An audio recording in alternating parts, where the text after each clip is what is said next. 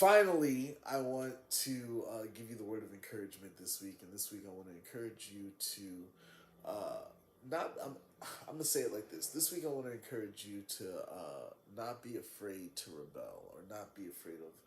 Yeah, not be afraid to rebel. I was gonna say not be afraid of rebellion, um, but I don't necessarily know if that's the most appropriate way of putting it. So when I'm saying don't be afraid to rebel, what I'm saying is like you may find yourself in a point or place in life sooner rather than later, um, where your understanding of what you're experiencing changes, and that's just normal. Like, as you grow up, you get more information. I'm sure you've heard the phraseology of know better, do better. So as you are exposed to different thought processes, exposed to different ideologies, exposed to different um, ways of thinking and different thoughts, uh, you may find yourself in a position, place, or mental space where it's almost mask off. You're like, goodness gracious, like what is life? Like, is my life real? What is the context thereof for this thing to be in place?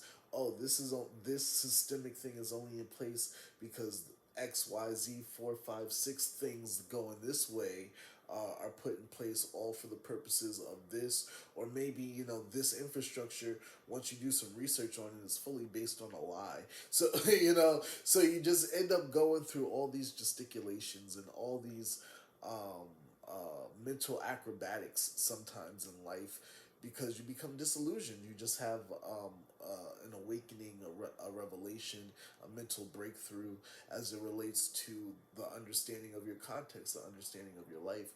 And sometimes when you're presented with that type of information, and that type of information goes against what you believe, goes against how you would like to exist, goes against what you want to do with your time here on earth. We all have a certain amount of time here, whether it be a lot of time from the point of view watching this video, or a little bit of time from the point of view watching this video. We all have a certain amount of time before we die, before all of us draw our last bit of breath and you're cremated or put 6 feet under the ground. Everybody dies. And so what do you do with that time? And so sometimes you may have a revelation, and I may have mentioned it in an article or something, where it's like um, who you are, what you want to say, your desires, what's placed on your heart, spirit, and mind might be different, or not in the same lane as what's going on in society and what society is talking about. There is absolutely nothing wrong with that. If anything, it's probably a good thing, because you don't want to always be going with the sheep, and being someone who just follows everyone and follows everything right off of a cliff. Growing up, my family, my parents would say, um, if someone jumped off the cliff, would you follow them that way as well? So it's like you don't want to be that person that's willing to blindly jump off a cliff, especially within the context of your life. And so when I say encourage you to rebel, if you come into that place or space in your heart or mind where you're having that level of disillusionment within yourself, and you're like, I don't know what to do. Um, the best thing for you to do, in my opinion, is just to reflect on who you are, reflect on what you want, reflect on your values, reflect on your motivating factors, reflect on your desires, identify, you know, how you can still get there, identify proactively, okay, what is the cognitive dissonance that I'm facing, and how is this in relation to what I want to accomplish? And then maybe you have to do a self inventory and have those hard, difficult questions with yourself about, do you really want to accomplish that thing anymore? Do you really Are your goals still the same, or have your goals changed in lieu of new information?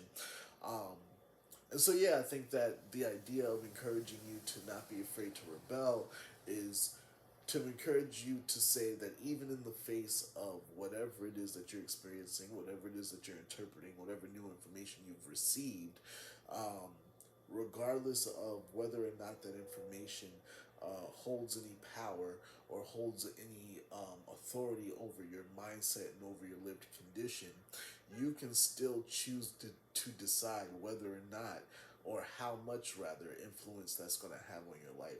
So, yes, you may be bound or constricted or conflicted over this one thing, but if you still have a desire in your heart, if you still have your mind made up in a certain way, don't let the obstacles of uh, unfortunate or unfavorable things or realities um, hinder you or stop you from going forward and pushing forward.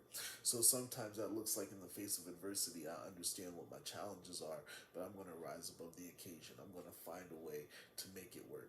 And that's really what I'm encouraging when I say don't be afraid to rebel, because the opposite of saying, you know what, I'm not going to take whatever crap is handed to me, is I am going to take whatever crap is handed to me. And not to be vulgar, but you don't want to eat crap.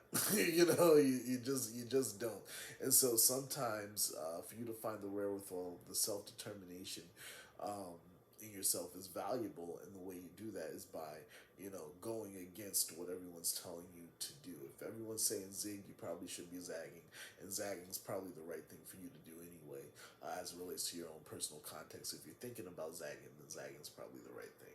So I just want to encourage you with that. Don't be afraid to rebel if you identify things in your life that aren't necessarily going with your frame of reference as it relates to how you want to live your life. Then don't be afraid to think of different things. Don't be afraid to uncover a new way. Don't be afraid to go a different path if that means that you will get to a place ultimately that you would like to be, ultimately that will allow you to see meaning in your life and fruitfulness and purpose and all the like. Um, because the control apparatuses and the things that be want you to fit in a box, want to snuff out your creativity, want to snuff out your imagination, want you to work. And first of all, want you to work, period, for 40, 50 years of X amount of hours a week, and drain you of any type of value that you have, and then call that value profit that certain people sit on, that you don't get the fruits of yourself. So that's already a whole nother layer of it. And then once you boil that layer down and look even further, you may realize, okay, um, either I go with the flow and deal with that and allow that, and just give up on the aspirations that have been put in my life, and therefore commit a certain level of suicide, not necessarily literally but metaphorically, as it relates to killing off your ideology, killing off your mindset, killing off your beliefs, all for the purpose of placation, all for the purpose of going along to get along. You can end up in that place and space, and it does take some gumption. It does take some wherewithal to say, you know what, no, um, you're not going to take everything that I have from me. You're not going to take my essence. You're not going to take what makes me human and try to program it into a computer and have me so I'm out of a job, and have me so that I can't afford any goods and services for myself. So what I'm saying is, and I'm not trying to make any drastic claims or anything like that. All I'm saying is, part of self determination, part of self actualization, part of realizing your fullest potential is not being afraid to pursue it. And sometimes the way you pursue what you want most is by saying, I'm not just going to take the crap that's being handed to me. If you like filet mignon, why are you going to sit there and eat dog food? Like, you have to choose to say, you know what, they keep giving me dog food, but whoever the proverbial they is, or whatever the context of your life is, where you feel like that might be happening to you, for you to say, you know what, I'm gonna go freaking to the back and see the chef and see what's going on. Proverbially, whatever the context is, I just want to encourage you to take your life into your own hands this week. Don't be afraid of that if the opportunity presents itself, and if the opportunity does present itself and is different than convention, don't be afraid of that either, because that might be the right thing.